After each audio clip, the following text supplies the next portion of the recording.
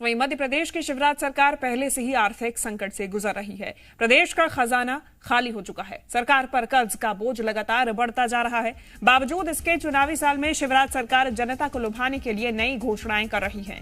कर्ज लेने का सिलसिला भी नहीं थम रहा है। शिवराज सरकार ने एक बार फिर 12 साल के टेन्योर पर 500 करोड़ का कर्ज लिया है, जिसके लिए आज ऑक्शन होगा और कल लोन का पैसा खाते में रिफ्लेक्ट होगा। प्रदेश सरकार को यह कर्ज 22 सितंबर 2035 तक चुकाना होगा। इसके साथ ही मध्य प्रदेश सरकार पर करीब 4 लाख करोड़ रुपए का कर्ज हो चुका है। इसके बावजूद भी सरकार जनता को लुभाने के लिए नई नई घोषणाएं कर रही है। सरकार 6 महीने में 12 बार कर्ज ले चुकी है। जनवरी, फरवरी, मार्च, मई, जून और सितंबर में सरकार ने आरबीआई से लोन लिया है। हालांकि 2023-24 का वित्तीय वर्ष शुरू होने के बाद सरकार ने ये तीसरी बार कर्ज लिया है।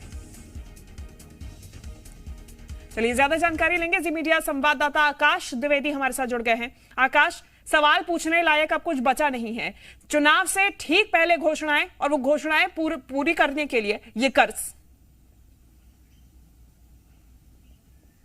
देखिए, मध्य प्रदेश पर कर्ज का बोझ शिवांगी लगातार बढ़ता जा रहा है और अगर हम प्रति व्यक्ति पर कर्ज की बात करें तो मध्य प्रदेश सरकार की जो वर्तमान वित्तीय हालत है उसके अनुसार प्रदेश के हर व्यक्ति पर 40,000 रुपए से ज्यादा का कर्ज है और ये छोटा अमाउंट नहीं है। मध्य प्रदेश सरकार पर ही 4 लाख करोड़ के आसपास कर्ज का बोझ जो है वो पड़ चुका है, क्योंकि जब वित्तीय वर्ष शुरू हुआ उसके ठीक पहले तक एमपी सरकार पर 3.25 लाख करोड़ रुपए का कर्ज था और इस नए वित्तीय वर्ष के शुरू होने के बाद सरकार आज तीसरी बार कर्ज लेने जा रही है और इस कर्ज का अमाउंट है 500 करोड़ रुपए। इसके ठीक पहले 12 सितंबर को 1000 करोड़ रुपए का मध्य प्रदेश की सरकार ने कर्ज लिया था। लगातार कर्ज पे कर्ज लिया जा रहा है और सरकार नई घोषणाएं करने से भी चूक नहीं रही है। खजाना खाली है, प्रदेश आर्थिक संकट से जूझ रहा है। इसकी सबसे बड़ी जो बानगी है वो कर्ज लेने के जो अमाउंट है और जो टेन्योर है, इसके साथ ही कितनी कम अवधि में लगातार सरकार ने कर्ज लिया है। 2022 से 2023 के अब तक की स्थिति में बात करें तो सरकार ने बैक टू बैक कर्ज लिए हैं। 12 सितंबर के बाद आज फिर से सरकार ने 500 करोड़ रुपए का कर्ज ले लिया है।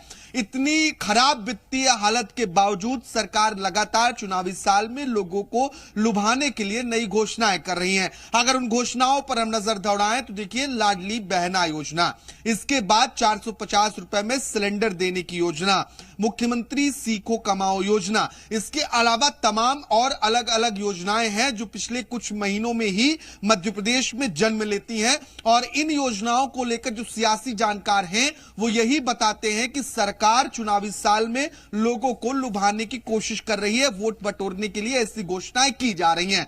और क्योंकि मध्य प्रदेश में चुनाव बहुत ज्यादा दूर नहीं है और ऐसे में कोई भी दांव न तो सरकार छोड़ना चाहती है और ना ही विपक्ष, लेकिन कर्ज जो लिया जा रहा है यह टेंशन बढ़ाने वाली बात है और क्योंकि प्रत्येक व्यक्ति पर यह जो कर्ज का बोझ है वो पड़ रहा है और ऐसे में 12 साल 15 साल के टेन्योर पर लगातार कर्ज लिया जा रहा है। जो आज सरकार कर्ज 500 करोड़ रुपए का लेने जा रही है, इसका टेन्योर 12 साल का है। 22 सितंबर 2035 तक इस कर्ज को चुकाना होगा और ये बड़ी मुश्किल में डाल सकता है क्योंकि लगातार खजाना सरकार का खाली हो रहा है और बिना कर्ज के काम नहीं चल पा रहा है। हालांकि जो भी कर्ज राज्य सरकार ले रही है उसके पीछे हवाला यह दिया जा रहा है कि प्रदेश की आर्थिक गतिविधि और विकास को बढ़ावा देने के लिए कर्ज लिया जा रहा है। भाजपा कभी इस बात को मानने को तैयार नहीं है कि कर्ज लेना बुरी बात है।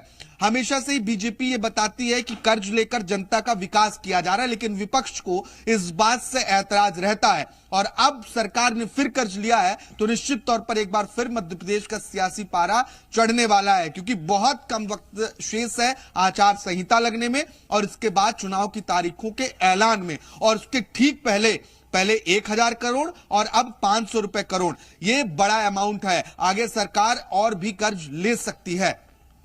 ठीक है आकाश, फिलहाल धन्यवाद आपका तमाम जानकारी हम तक पहुंचाने के लिए।